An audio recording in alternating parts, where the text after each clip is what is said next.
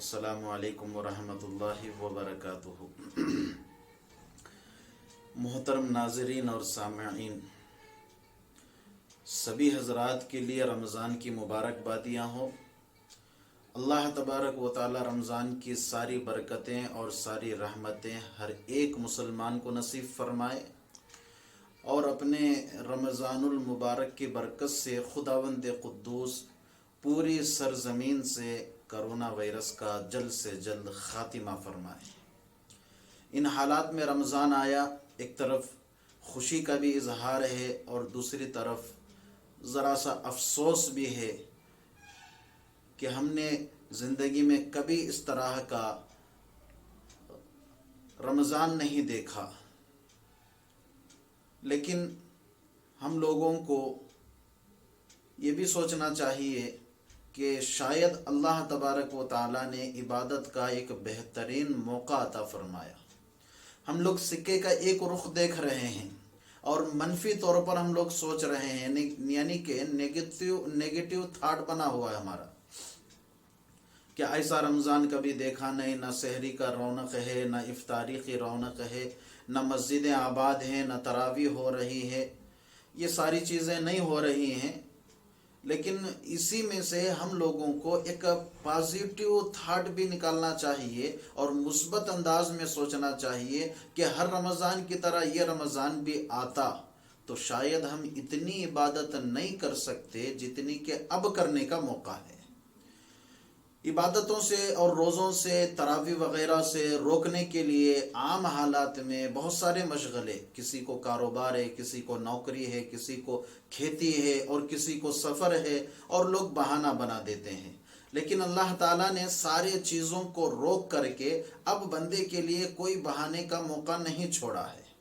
اب تو ہمارے پاس وقت ہی وقت ہے کہ رمضان کے اس وقت کو بہترین طریقے سے گزاریں اور مکمل طور پر اللہ کی عبادت کے لیے اپنا پورا کا پورا وقت وقف کر دیں۔ اس سے بہتر موقع اور اس سے بہتر رمضان ہمارے لیے نہیں آ سکتا ہے۔ اس سوچ کے ساتھ اگر رمضان گزاریں گے تو رمضان کا اپنا ہی مزہ ہوگا۔ جب ہم فرصت کے ساتھ اپنے گھروں میں بیٹھے ہوئے ہیں، خدا کے واسطے رمضان کے ایک ایک لمحے کو غنیمت سمجھیں۔ ہمارے رشتہ داروں میں، دوستوں میں بہت سے ایسے لوگ تھے جو پچھلے سال رمضان میں ہمارے ساتھ شریک تھے، اس دنیا میں زندہ تھے، لیکن اس رمضان میں وہ اب ہمارے ساتھ نہیں رہے، اس دنیا میں زندہ نہ رہے۔ ان کے لیے وہی گزرا ہوا رمضان آخری تھا۔ کہیں ایسا نہ ہو کہ یہ رمضان ہمارے لیے آخری نہ بنے۔ اگرچہ اللہ کی ذات سے امید بھی ہے اور میں دعا بھی کرتا ہوں کہ خداوند قدوس اس رمضان کو ہمارے لیے زندگی کا آخری رمضان بالکل نہ بنائے، بار بار رمضان کی دولت سے اللہ ہر ایک مسلمان کو مالا مال فرمائے۔ پھر بھی ہم لوگوں کو احتیاط کرنے کی ضرورت ہے۔ اللہ کے واسطے میں بطور خاص نوجوانوں کو اس رمضان میں تاکید کرتا ہوں کہ فون سے زیادہ احتیاط کریں۔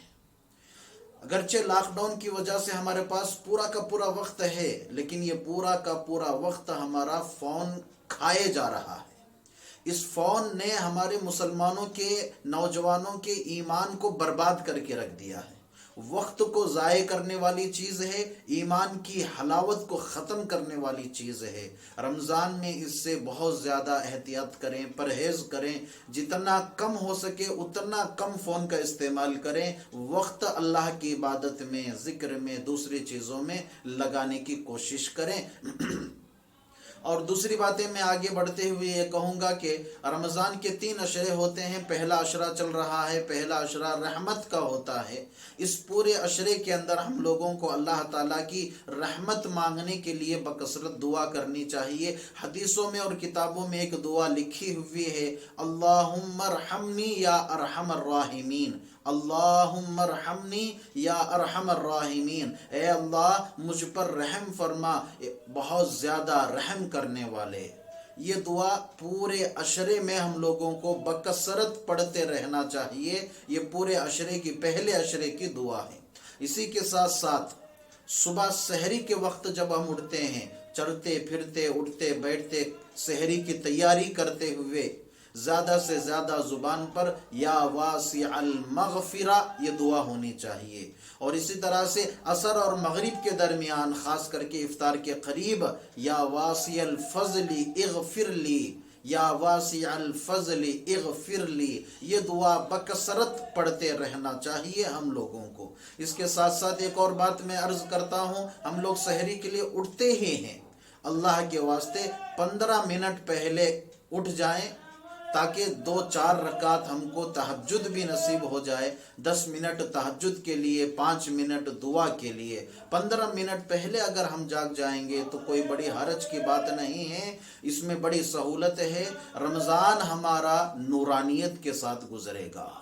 اور اسی کے ساتھ ساتھ میں یہ بھی عرض کرتا ہوں، ہمارے بزرگوں نے خاص کر کے ہمارے ملک ہندوستان کے اپنے وقت کے ایک بڑے عالم دین اور اپنے وقت کے ایک بہت بڑے ولی اللہ جو گزرے ہیں، حضرت مجدد الفسانی رحمت اللہ علیہ، انہوں نے اپنے مکتوبات میں لکھا ہے، ایک مرید کے اور ایک شاگرد کے سوال کرنے پر حضرت نے فرمایا، جس کا رمضان جیسا گزرتا ہے اس کا پورا سال اسی طرح سے گزرتا ہے۔ رمضان ہمارا اچھا گزرا، سمجھو سال بھر اچھا گزرے گا۔ رمضان عبادت میں گزرا، سال بھر عبادت کی توفیق ہوتی رہے گی۔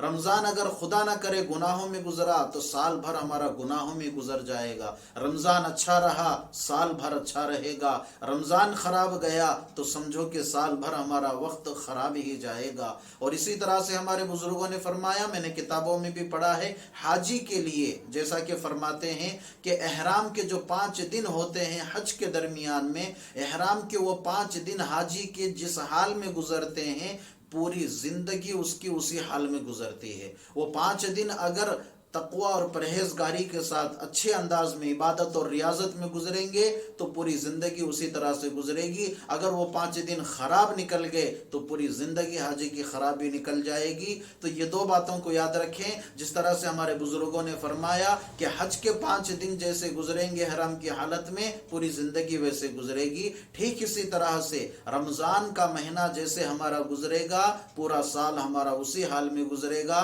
رمضان کو نہ دیکھو، پورے سال کو، باقی 11 مہینوں کو دیکھو۔ اگر باقی 11 مہینے ہم چاہتے ہیں کہ وہ اچھے گزریں، برکت اور رحمت کے ساتھ گزریں، عبادت کے ساتھ گزریں، تو رمضان کو بھی ہم کو اسی طرح سے گزارنا چاہیے۔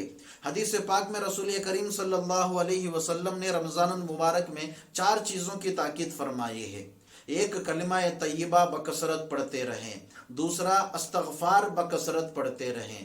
تیسری چیز، جنت کو طلب کرنے کی دعا۔ اور چوتھی چیز، جہنم سے حفاظت اور پناہ کی دعا۔ پورے رمضان ان چیزوں کو کثرت کے ساتھ میں ہم لوگوں کو پڑھتے رہنا چاہیے۔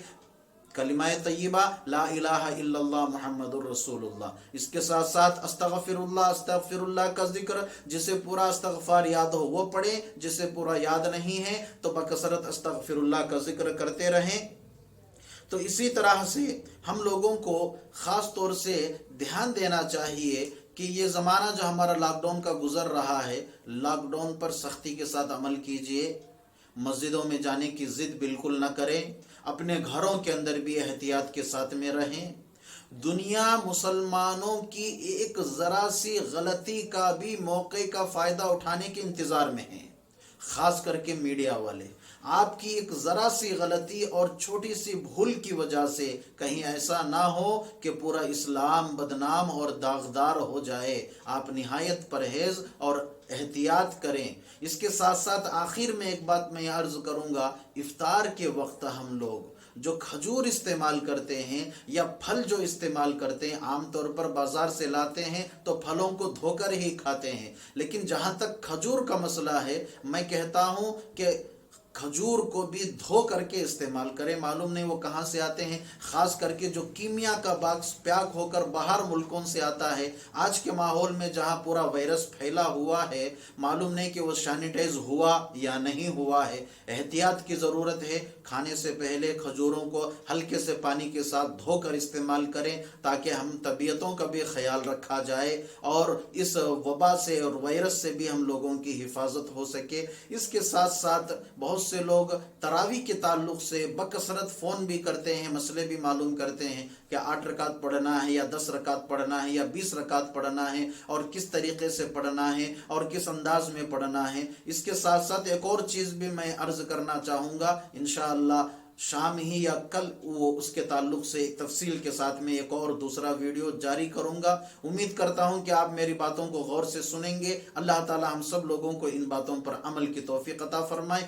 آمین۔ وآخر دعوانا ان الحمدللہ رب العالمین۔